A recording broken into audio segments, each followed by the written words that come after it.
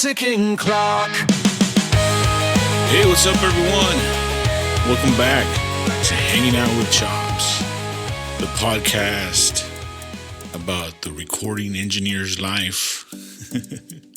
I guess. We talk about a whole bunch of different kinds of things.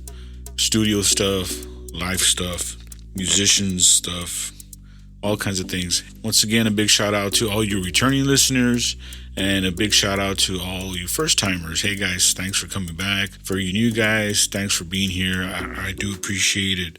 We all appreciate it. It's a great community, and I'm really glad that you're here. Well, guys, this one's a little different. You know what? Nobody ever talks about what happens after you get what you've been chasing. For me, that moment was winning the big one. You know, the big G that rhymes with hammy. It's one of those things you dream about, you know, the late nights in the studio, the mix revisions, the years of trying to get better at something that sometimes feels impossible. Then one day, boom, there it is. It's in your hand. It's got your name on it. The gold record player. You want it. Thought it would change everything. I thought I'd wake up the next morning and feel like a new person. But what actually happened was nothing. The phone buzzed for a few days. People congratulated me. And suddenly it all got real quiet. That's when it hit me. This weird, heavy kind of silence. I spent years chasing that one goal. You know, like the carrot that they dangle in front of you. And once I grabbed it, and I hate it, I didn't know what to do next. It was like, okay, now what? And I'll be honest, it led me down a dark road. Because the thing I thought was going to make me feel fulfilled didn't. And it's hard to admit. I felt ungrateful, sometimes even guilty. Like I'm not allowed to feel down when something so good has happened. But that's exactly what it was. It was quiet. It was sneaky. It was confusing. And it was the big D. Depression. For real. What I've come to realize since then, and it took me a long time, is that sometimes when you finally reach that goal, you lose that one thing that has kept you moving this whole time. You lose that drive that used to get you out of bed every day. And if you don't have something new to reach for, you start to sink. So I'm going to talk about today, guys. The silence after the applause. The moment success doesn't fulfill you. We're turning on the therapy light today, guys. You're hanging out with Chops. Let's do this. We're hanging out with Chops. Time just never stops. Answers fade like drops on a broken ticking clock. Here's a topic that I've been debating on whether to talk about or not, because I see it happen so much around here. Amongst my friends, amongst colleagues. What happens once you finally get there? And this has happened several times throughout my career, but never as hard as the big win. I'll give you a little history. Trying something, and then hitting a brick wall, then meeting the challenge, and then surpassing that wall and getting past it. I mean, that's what this whole business is about. I remember being in high school, starting my very first band, and then having my band director tell me and my band, hey guys, y'all can't rehearse here at the band hall. This ain't a school project. You gotta go do that stuff on your own. So I went and did it on my own. Graduated high school. The very next year, guess what? They started a program at school. Like a school rock program. Imagine that. What they used to get after me for, now they were celebrating. I've always been ahead of the curve. I get it. I'm the one that got smashed into the wall to break it down for a lot of people. It's all right. I get to college, start studying music. The whole time, all I want to do is record. And I want to learn. and I want to learn to record. But I have to learn about music history, and I have to learn theory. I have to learn formula analysis, orchestration. But the whole time, all I wanted to learn about was recording and compression and EQs and delays. That's what I wanted to learn. And all my professors would tell me, hey guy, it's not that kind of school here. You're gonna have to go do that on your own. So I did. And guess what?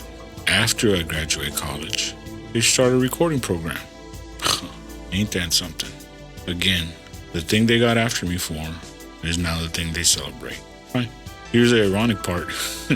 Once I graduated and I moved on, guess who they hired to come back and do all their recordings? Ain't that funny? So other parts of life start to fill those empty gaps.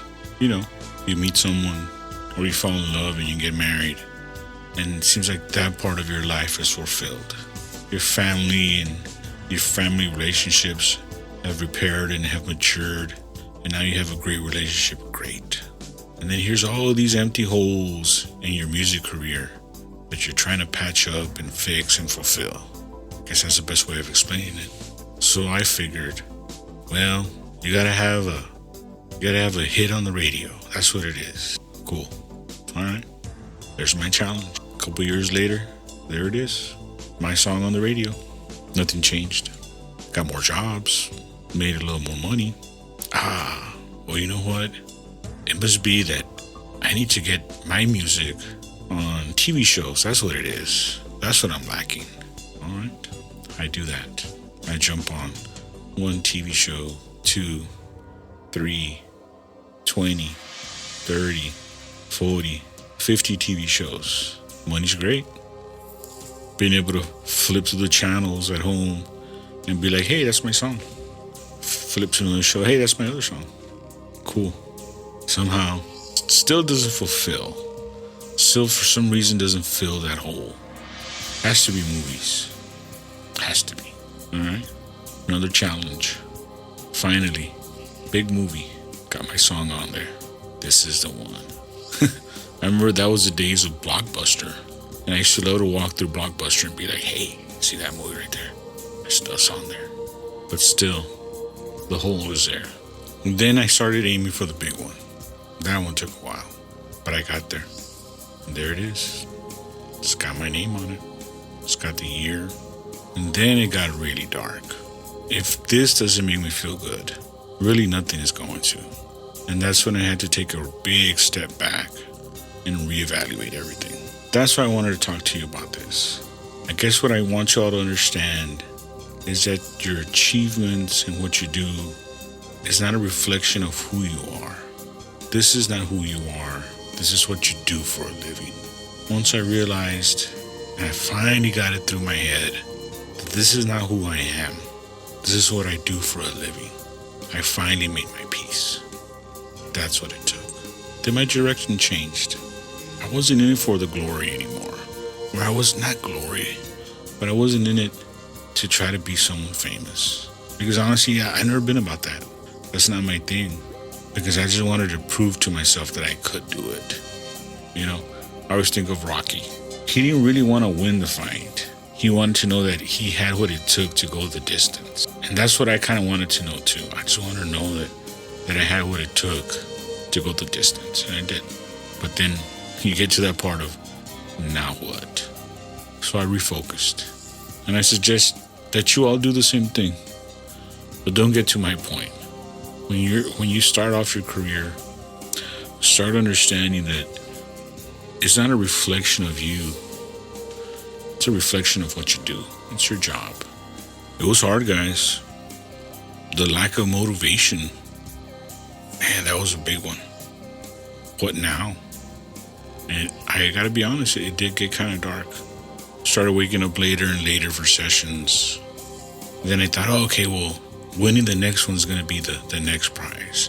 And then winning the third one's going to be the next one. Then winning the fourth one's going to be the next. No. I wanted to fix myself now. So I did. I distanced myself from the work. You know what? And it feels good. It feels good to call it a day and to go home. And it feels good to turn it off and not do nothing. It really does. So before, when I didn't have the stuff I didn't have time for, I have time for it now. I do. Talk to my family a lot more. Hang out with my friends when I can. Hell, just get out and walk. Have some time to think. You know, it took me a long time to realize that depression doesn't always feel like sadness. Sometimes it feels like nothing. You wake up and the world's just flat. The same. The thing that used to excite you doesn't move you anymore. You just you start phoning it in. You start going through the motions. Same coffee, same studio chair, same files, same everything. You start to feel like you're not even in the room anymore. You're kind of just watching yourself from above. I remember thinking, man, what's happening to me? What I didn't know back then was that sometimes when your identity gets too tied up with your work, your brain forgets how to rest. You spend so much of your time chasing goals that when you finally stop, you mistake stillness for emptiness. That's when I started to pull things apart. Not the mix, not the session, my life. The first step wasn't some big plan. It was just getting out of this freaking chair, taking a walk without headphones, taking a walk where I'm not checking a mix, taking a walk where I'm not checking how hard the kick is hitting and that the vocals are cutting, taking a walk just to take a walk, breathing air that doesn't come through an AC vent. Be surprised what 10 minutes of silence outside does for your brain, especially a brain that's been on loop for years. Then I started reconnecting with people who didn't care about the industry, people who just cared about me, family, old friends, people at church, people who didn't know or even care about music. Those conversations were weird at first. Like, I don't know how to talk about anything without referencing some kind of mix or a session, but slowly it started to heal something. I realized I built my world around proving myself, and when there was nothing left to prove, I didn't know how to just be. So I started giving myself permission to create without pressure. No deadlines, no client notes, no let's get to the hook as fast as we can, no plugins, me, a piano, a pad, sometimes just my voice memo on my phone. I wasn't chasing sound, I wasn't trying to get the perfect EQing, I was just chasing a feeling again. That's when I started remembering why I fell in love with all this in the first place. And listen, if you're in that space, if you're in that dark fog where you feel you lost your edge or your purpose, got a few things I've learned along the way. They were hard, but they might help you. Separate who you are from what you do. I know I already mentioned it, but that has to be probably one of the most important things. You're not your title. You're not your awards. You're not your client list. You're more than that. All that stuff is temporary. You existed before the work. You existed before you joined that band. You existed before those awards. You'll exist after it. Bands come and go. Just because you're in this awesome new band and now you're not there anymore, that doesn't mean that you're less of a person. Or just because you're not on this great project or you're not on this whatever. This goes through any kind of public performance. If you're not on that thing that gave you identity and you're not there anymore, it's not important. All those things come and go. Take care of your body. Even when your mind doesn't want you to. Move around. Even if it's just a walk around the block. Eat something real. Something that grew in nature. Some grapes. Some bananas, some apples. Leave the processed food for a while. Get some sun. Depression, it feeds on stillness. It's like a pond that doesn't move and it starts getting algae, and it needs to be like a river. You gotta have that water moving through you. The smallest of motions, they count. Talk to somebody. I don't care who. It doesn't even have to be a therapist, a close friend, a family member. Don't keep it locked in your head. Silence can heal, yes. Prayer, meditation. But isolation can also destroy. Create something nobody will ever hear. A song, a beat, or a journal entry, a voice note. The point isn't to release it. It's to remind yourself that creativity still belongs to you. They don't own that. Every single idea you come up with doesn't have to come out on a project. You can have ideas just to have ideas. You don't owe every piece of art to someone. Accept that meanings change. The dreams you had at 20 may not be the same dreams you have at 40. Sometimes growth means letting go of a version of yourself that already served its purpose. It's not failure, it's evolution. The truth is, you can't outwork your depression. You can't go around it, you can't go over it, you can't go under it. You can't schedule it. You can't should. You can't should all over it. I should do this and I should do that. You have to walk through it. And once you do, you start to see the light at the end of the tunnel. And it isn't success. It's peace. You even heard me mention in some previous podcasts. When you know when your mix is done, it's not. You just make your peace with it. Same thing with your life. You don't have a perfect life. You just make your peace with it. For me, guys, peace came when I stopped trying to earn my worth through what I did. This job, this craft, this art, it's a reflection of what you do. But who you are, that's something deeper. Something no award, no loss, no mix or song can ever touch. Looking back now, I think that the dark season taught me something I never ever would have learned any other way. The late nights, the endless revisions, the years of grinding. I thought the reward was going to be the happiness. I thought success would give me peace. The truth is, the peace didn't come after I won. It came after I let go of the idea that success was supposed to fix everything in my life. Because this job, it's a reflection of what I do, not who I am. Who we are, that's built in the quiet moments. It's how we treat people when no one's watching. It's the love we give to our families, the time we take to rest, the courage to keep going when life stops making sense. I used to think the climb was about reaching the top. Now I know the climb was the whole point. That's where you learn patience, that's where you learn humility, resilience. That's where you get your sense of humor. That's where you let life hit you and knock you down, but you keep getting up. That's all the stuff that awards and trophies don't teach you. So if you're in that low spot now, and the thing you thought would fulfill you just left you empty, I want you to hear this. You're not broken. You're not ungrateful. You're just human. And you're allowed to pause. You're allowed to rest. You're allowed to feel lost when you can't figure out who you are underneath the title, the role, the work. The truth is, once you remember your worth isn't tied to what you make, the joy starts to come back. The creativity, the spark, the love for the process, it all starts to return. Not because the world gave it back to you, because you gave it back to yourself and you gave yourself permission to be more than what you do. This job is a reflection of what you do. It's not who you are.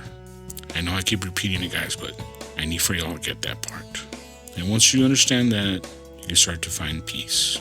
Not in the applause, but you find peace in the silence after the applause ends. Well, guys, if you're struggling, please reach out for help. You're not alone in this. You've got people who care about you. You're just not work. Hey, before I go, a special shout out to my wife on this one. I told her the topic and I was kind of scared to do it. She's the one that encouraged me to talk to y'all about this. Thanks, honey. I'll catch you on the next one. Maybe we'll turn the therapy light on again. Okay? All right, guys. Catch you on the next one. Thanks for hanging out with me. We're hanging chops. Time just never stops. Answers fade like drops on a broken ticking clock.